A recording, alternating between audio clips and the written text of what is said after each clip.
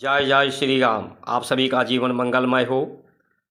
भारत संस्कार मंच YouTube channel, Facebook, Instagram, Twitter के माध्यम से धर्म परिचर्चा में आप सभी महान भावों का वंदन, अभिनंदन एवं स्वागत हो। आज के समय में चारों तरफ एक दूसरे को गलत ठहराने,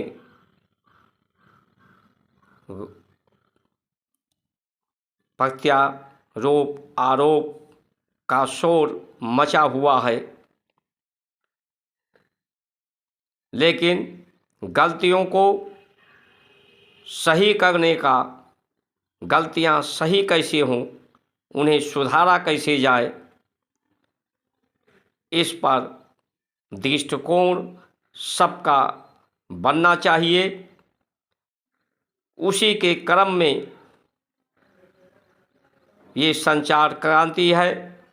भारत संस्कार मंच यूट्यूब चैनल के द्वारा ऐसा अनुभव होता है, जो हमारे परंपराओं के सूत्र, सिद्धांत, दृष्टांत हैं, उन्हीं के माध्यम से देश को समृद्धशाली, गौरवशाली, सुख, समृद्धि, शांत और न्यायकारी व्यवस्थाएं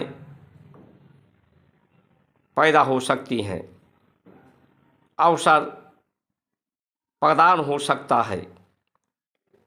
इसी क्रम में आप सभी महानुभाव अपना सहयोग, समयदान, वीडियो को पूरा देखने, सब्सक्राइब, लाइक, शेयर, फॉलो करने की कृपा करके परमात्मा के अनुचर बने, सहचर बने, अनुभागी बने, सहभागी बने और परमात्मा की कृपा प्राप्त करें। गौ को हमारे यहाँ माता कहा गया है। माता का पर्याय ही यह है जन्म देना। जो जन्म देती है, जिससे कुछ पैदा होता है, उसे माता कहते हैं।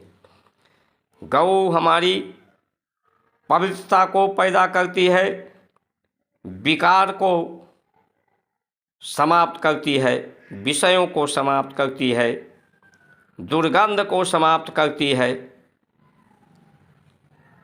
उसके गोबर में असंख्य जीवाणु होते हैं। जीवाणु जो होते हैं वो अवस्था को परिवर्तित कर देते हैं। पृथ्वी की अवस्था जो स्थूल है, उसमें स्फुरणा पैदा कर देते हैं।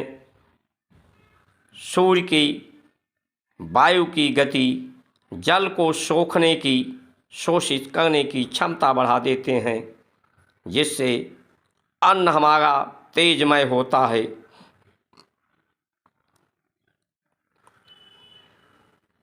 उसके दूध में, दही में, मक्खन में असंख्य जीवाणु होते हैं, जो पेट में पहुंचकर आहार का परिवर्तन कर देते हैं, रस के रूप में, ऊर्जा के रूप में, एनर्जी के रूप में। सहजता से सुपाच्य हैं, जिससे प्राणों की गति के आय और व्यय में, आने और जाने में समानता रहती है। सामान्य गति से, सामान्य गति को ही सद्गति, प्राणों की गति सामान्य हो तो यही सद्गति है। प्रकाश की तरफ हो, ज्ञान को प्राप्त करने के लिए व्यक्ति को सामर्थ्यवान बनाने के लिए ये प्राण की गति जब सामान्य होती है, पेट जब पूरा नहीं भरा जाता, सुपाच्य गोरस से, फल से आहार लिया जाता है, तो सूर्य के किरणों से, वायु के किरणों से ये ऊर्जा को, ज़्यादा से ज़्यादा ऊर्जा को ये शोषित कर लेती हैं रोम छिद्रों से। ये जो बाल हमारे हैं ये जड़ हैं, वनस्पतियों के जड़ जमीन के अंदर होते हैं, मनुष्य का जड़ ऊपर होता है। ये बाल, ये सर, ये पृथ्वी तत्व है, इसको ये ढके हुए हैं। काले बाल, काला जो होता है ऊर्जा को ज़्यादा शोषित करता है, इसलिए व्यक्ति को जवानी में जब ज़्यादा ऊर्जा की ज़रूरत होती है, उसे का विस्तार होना होता है, तो ये ऊर्जा को ज़्यादा शोषित करते हैं। जब परिपक्व हो जाता है व्यक्ति, अपनी आयु को पूर्ण करने लगता है, अपने जीवन अपूर्णता को पूर्णता की तरफ बढ़ता है, तो ये बाल सफ़ेद हो जाते हैं। ये स्वतत्व को शोषित करते हैं। इसलिए गौशालाओं का ज़्यादा से ज़्यादा बजट हो, और बजट क्या हो, हमारे जो मंदिरों का दान का पैसा है जो सरकार लेती है उसे वो मुक्त करे, गौशालाओं पर और यज्ञ पर लगाए, तो हमारी गौशालाओं का संवर्धन हो, गिरी गाय की वंश की वृद्धि हो, साहीवालों का गायों का संवर्धन हो, जिससे किसानों की आय बढ़े और उससे गोबर गैस से ऊर्जा बनाई जाए। शहरों के जो गंदगी हैं नगरों के, उन्हें भी सूक्ष्म खादों में परिवर्तित किया जाए, जिससे शहर की गंदगी भी समाप्त हो जाए